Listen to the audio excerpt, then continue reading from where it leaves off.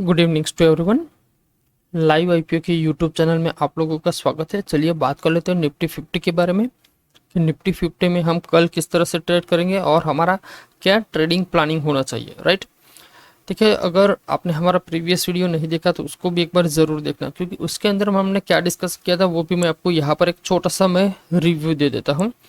कि मैंने आपको बताया था कि ये जो रेड लाइन है, ठीक है, जिसका लेवल है 24,450, करेक्ट, ये मेरे लिए एक रेजिस्टेंस का काम करेगा। और जो नीचे अभी जो लेवल आपको दिख रहा है 23,650, ये मेरे लिए क्या होगा, सपोर्ट का काम करेगा।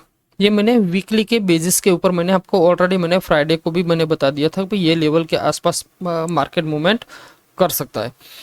मैंने कल के वीडियो में भी ये भी बोला था कि अगर मान लीजिए मार्केट ये लेवल के क्रॉस कर ऊपर निकलता है तो हम पर्टिकुलर हम कॉल साइड का ट्रेड कर सकते हैं, अदरवाइज हम कुछ भी नहीं करेंगे। हाँ, पुट साइड का ट्रेड हम तभी करेंगे जब हमारा सेटअप अगर पुट साइड का ट्रेड हमें देगा तो ही हम पुट साइड में जाएंगे, अदरवाइज नहीं जाएंगे। तो बेसिकली अगर जो लोग पर्टिकुलर ऑप्शन सेलिंग करते हैं तो उन्होंने जो हमारा प्रीवियस लास्ट वीकली एनालिसिस अगर देखा होगा तो आपने अगर मान लीजिए ये स्ट्राइक प्राइस कौन सी है 24,450, तो मोटा मोटा मान लीजिए तो हम 24,500 और यहाँ पर क्या है 650, तो मतलब मोटा मोटा मान लीजिए तो 23,600। तो अगर आपने ये दोनों स्ट्राइक प्राइस को अगर आपने सेल किया होगा तो यह आपको क्या होगा, कॉल साइड भी आपको प्रॉफिट मिला है और पुट साइड भी आपको प्रॉफिट मिला, मतलब दोनों साइड आप आराम से प्रॉफिट ले सकते थे। लेकिन मार्केट की जो मूवमेंट थी तो उसमें जो नया मतलब एक नए जो सेलर होता है ना, तो वो इतना पेशेंस नहीं रख सकता, तो वो हो सकता है कहीं ना कहीं यहाँ कहीं पर भी वो एग्जिट ले लेता है, क्लियर। लेकिन अगर हम एंड ऑफ द डे देखें तो बोथ साइड हमारा प्रॉफिट बना, ठीक है। अब चलिए पर्टिकुलर बात कर लेते हैं हम कल किस तरह से ट्रेडिंग प्लान कर सकते हैं। देखिए, यहाँ तो आपको सबको पता है कि मार्केट बहुत बुलिश है, आपको ये पर्टिकुलर 3 कैंडल रेड दिख रही है, राइट। लेकिन अगर हम मार्केट को हम देखें ना तो पर्टिकुलर ग्रीन में है। कल भी मार्केट में क्या था 160 पॉइंट का प्लस था, लेकिन कैंडल देखिए तो रेड है, ठीक है। दूसरा सबसे इंपॉर्टेंट चीज, अभी भी जो निफ्टी क्लोजिंग किया है 24,302 के आसपास निफ्टी का जो क्लोजिंग मिला है वो पर्टिकुलर उसका जो प्रीवियस वेडनेसडे जो मार्केट का जो क्लोजिंग लो था उसके नीचे अभी तक गया नहीं है, या फिर उसका जो क्लोजिंग है उसके भी नीचे उसने क्लोज नहीं किया।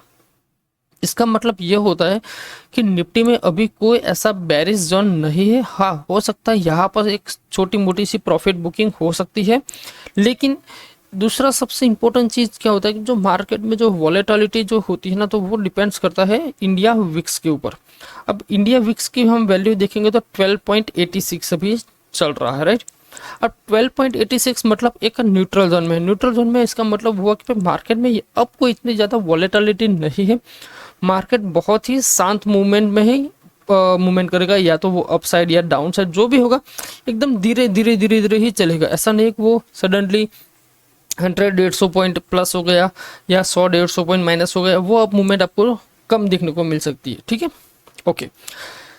तो चलिए बात कर लेते हैं 5 मिनट के टाइम फ्रेम पर कि भाई 5 मिनट के टाइम फ्रेम पर हम कल किस तरह से प्लान कर सकते हैं। दूसरा मैं आप सभी लोगों को बता दूं कि ये जो दो रेजिस्टेंस है, ये रेजिस्टेंस और ये सपोर्ट, ठीक है, ये ऑलरेडी फिनिश हो चुका है जो आज का एक्सपायरी था, ठीक है।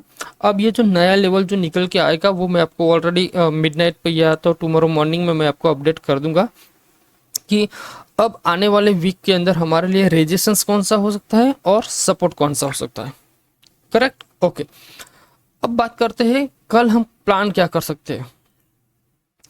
देखिए, यहाँ पर वेडनेसडे को भी देखो मार्केट में ऑलरेडी बहुत ज़्यादा गैप अप हो चुका था। अब गैप अप होने के बाद मार्केट में कोई इतनी ज़्यादा मूवमेंट थी नहीं। अगर हम देखेंगे तो पूरा का पूरा मार्केट एक पर्टिकुलर 50 to 60 पॉइंट के आसपास ही मूवमेंट किया, करेक्ट।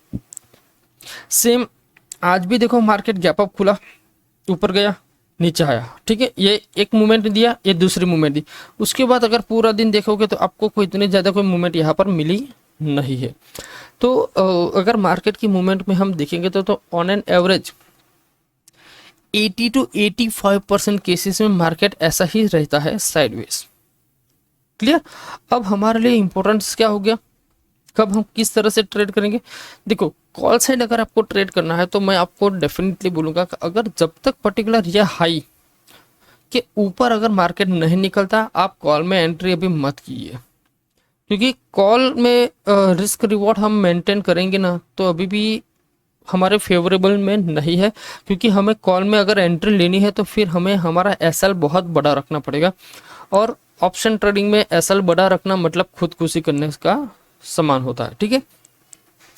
दूसरी बात है कि पुट पुट में हम कर सकते हैं, नहीं कर सकते ऐसा नहीं, लेकिन मैं आप सभी लोगों को बोलूंगा कि भाई ये जो लेवल है ना, ये लाइन में ड्रॉ करता हूँ, जो है 24,225, अगर इसको ब्रेक करे तो we are definitely buy for the P. क्यों मैं ये बोल रहा हूँ? क्योंकि अगर इसको ब्रेक करेगा तो ये जितनी भी गैप इसने पेंडिंग रखा है ना, ये फिल करने की कोशिश करेगा। तो मैं अगर मान लीजिए यहाँ पर मैं एंट्री करूंगा तो मेरा टारगेट कहाँ रखूंगा? यहाँ पर, मतलब 24,130 इट्स माय फर्स्ट टारगेट अगर डाउन साइड आया तो। लेकिन अगर मार्केट इसी रेंज के अंदर घूमता रहा तो फिर हम ऑप्शन सेलिंग से ही पैसा कमाएंगे, ऑप्शन बायर यहाँ पर कुछ नहीं कर पाएगा, करेक्ट। तो पर्टिकुलर ये एनालिसिस में इतना ज़्यादा कुछ है नहीं, सिर्फ और सिर्फ 2 पॉइंट आपको याद रखने हैं। अगर मार्केट ये लेवल जो आज का सबसे हाई पॉइंट है 24,030 अराउंड 400 मान लीजिए ना, 400 के ऊपर अगर निकलता है then I am interested in call only. अगर मार्केट 24,225 इसके नीचे निकलता है तो I am interested in call only, और अगर इसके बीच में रहता है तो फिर मैं ऑप्शन बाइंग के हिसाब से कोई ट्रेड नहीं करूँगा, सिर्फ और सिर्फ ऑप्शन सेलिंग के हिसाब से मैं ट्रेड करूँगा, ठीक है। तो आज के वीडियो में हम इतना ही रखते हैं। वीडियो अच्छा लगा हो तो वीडियो को लाइक एंड शेयर कर दीजिए, चैनल पे आप अगर नए हो तो चैनल को सब्सक्राइब कर दीजिए। मिलते हैं नेक्स्ट वीडियो में, ठीक है, बाय बाय।